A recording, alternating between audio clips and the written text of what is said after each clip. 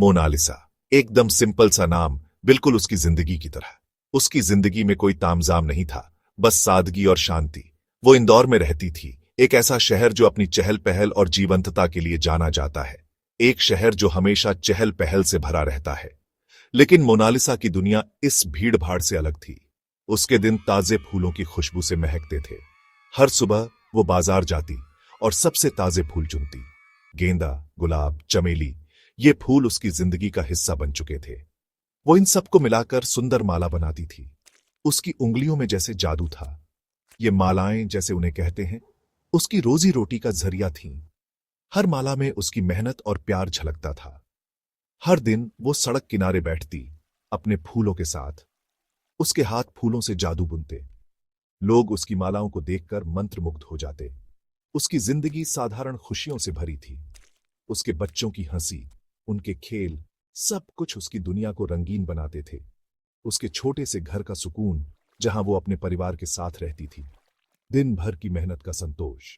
हर शाम वो अपने काम से संतुष्ट होकर आराम करती। जिंदगी आसान नहीं थी, पर अपनी थी। वो खुश थी। उसकी मुस्कान में उसकी संतुष्टि झलकती थी। उसे क्या पता था कि किस्मत के कुछ और ही प्लान हैं। उसकी साधारण जिंदगी में एक बड़ा बदलाव आने वाला था। लगता था किस्मत उसके दरवाजे पर दस्तक देने वाली थी, एक नए अवसर के रूप में, एक अनोखे सफर के रूप में। मोनालिसा की जिंदगी अब बदलने वाली थी और वो इसके लिए तैयार थी। कुंभ मेला, मानवता का एक समुंदर। सब इसके पवित्र जल की ओर खींचे चले आते हैं। ये आध्यात्मिक शुद्धि का मौका था, आस्था और भक्ति का समय। मोनालिसा हमेशा से वहां जाना चाहती थी। इस साल उसकी ये इच्छा पूरी हो गई। दिल में उम्मीदों से भरी वो तीर्थयात्रियों के साथ शामिल हो गई। सफर मुश्किल था, भीड़ बहुत ज्यादा थी, फिर भी चारों ओर शांति का माहौल था। आस्था में सबसे परेशान आत्माओं को भी शांत करने की ताकत होती है। वो आशीर्वाद लेने आई थी, पवित्र जल में डुबकी लगाने का मौका। उसे क्या पता था कि उसे प्रसिद्धि मिलेगी, और वो भी सबसे अनोखे तरीके से। लाखों लोगों के बीच वो वहां थी। मोनालिसा चुपचाप बैठी अपनी मालाएं बेच रही थी, पर उसके बारे में कुछ ऐसा था जिसने लोगों का ध्यान खींचा। एक अजीब सी पहचान, उसका सांवला रंग, उसके होठों पर खेलती रहस्यमयी मुस्कान, जिस तरह से वो अपना सिर झुकाती थी। लोग रुक गए, मंत्रमुग्ध हो गए। कानाफूसी धीरे धीरे बढ़ने लगी, फिर लोग जोर से बोलने लगे, वो मोनालिसा जैसी दिखती है, किसी ने कहा। और सच में वो दिखती थी। समानता अद्भुत थी। लियोनार्डो दा विंची की उत्कृष्ट कृति मानो असल जिंदगी में आ गई हो। ये एकदम संयोग था, शायद प्रकाश और छाया का खेल। पर मोनालिसा के लिए ये सब कुछ बदलने वाला था। सेक्शन 4, वायरल तूफान। इस डिजिटल जमाने में फेम एक मतलबी चीज है। एक पल में आप गुमनाम होते हैं और अगले ही पल पूरी दुनिया आपको जानती है। एक वीडियो, स्मार्टफोन पर रिकॉर्ड किया हुआ एक पल, किसी भी आम इंसान को स्टार बना सकता है। यह एक ऐसा युग है जहां हर कोई अपने 15 मिनट की प्रसिद्धि की तलाश में है। और मोनालिसा के साथ भी यही हुआ। वह एक साधारण महिला थी जो अपने जीवन में संघर्ष कर रही थी। एक राहगीर लोगों की बातें सुनकर और समानता देखकर एक वीडियो बना लिया। यह वीडियो मोनालिसा के जीवन का एक साधारण पल था, लेकिन इसने उसकी किस्मत बदल दी। उसने उसे ऑनलाइन पोस्ट कर दिया, एक सिंपल कैप्शन के साथ, कुंभ की मोनालिसा। यह कैप्शन लोगों के दिलों को छू गया। उसे क्या पता था कि उसने एक वायरल तूफान ला दिया है।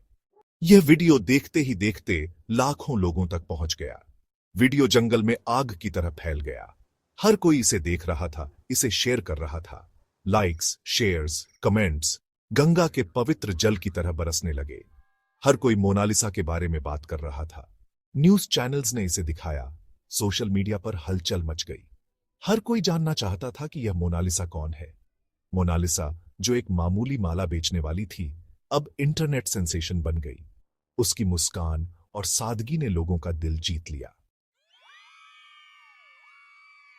सेक्शन 5, फेम की दोधारी तलवार। कहते हैं ना, फेम एक दोधारी तलवार होती है। ये जितनी ऊंचाई पर ले जाती है, उतनी ही गहराई में भी गिरा सकती है। ये बहुत खुशी देने वाली हो सकती है, नशीली भी। जब लोग आपकी तारीफ करते हैं, आपको पहचानते हैं, तो दिल को सुकून मिलता है। पर यह बहुत ज्यादा दखल अंदाजी करने वाली और मोनालिसा के मामले में उसकी रोजी रोटी के लिए नुकसानदेह भी हो सकती है। हर कदम पर कैमरे, हर पल पर नजरें। अचानक वो लोगों से घिर गई। सब उसकी नई फेम का हिस्सा बनना चाहते थे। हर कोई उसके साथ एक पल बिताना चाहता था। सेल्फीज, वीडियोज, इंटरव्यूज, सब उसका ध्यान खींचना चाहते थे। हर कोई उसकी एक झलक पाने के लिए बेताब था। भीड़ बेरहम थी, उनकी उत्सुकता कभी खत्म नहीं होने वाली।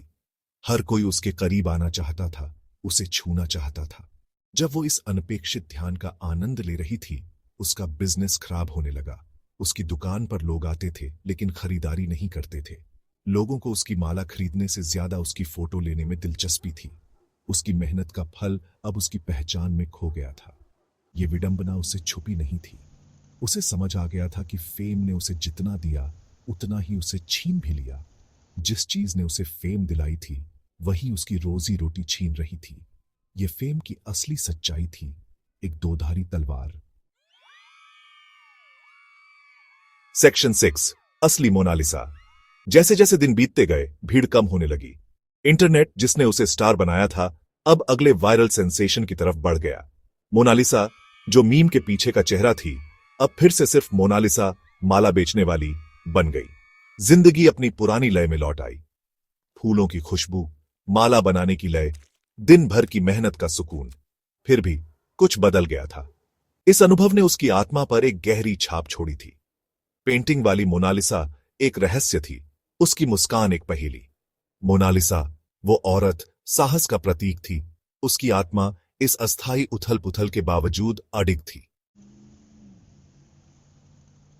सेक्शन 7, फेम की अस्थायी प्रकृति। मोनालिसा की कहानी फेम की अस्थायी प्रकृति की याद दिलाती है, खासकर सोशल मीडिया के जमाने में।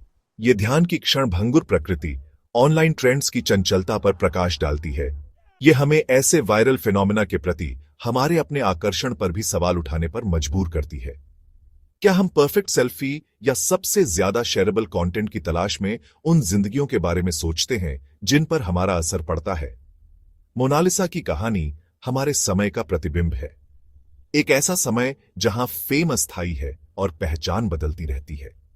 ये एक ऐसी कहानी है जो हमें सोचने पर मजबूर करती है, भले ही हम इसकी विडंबना पर मुस्कुराएं।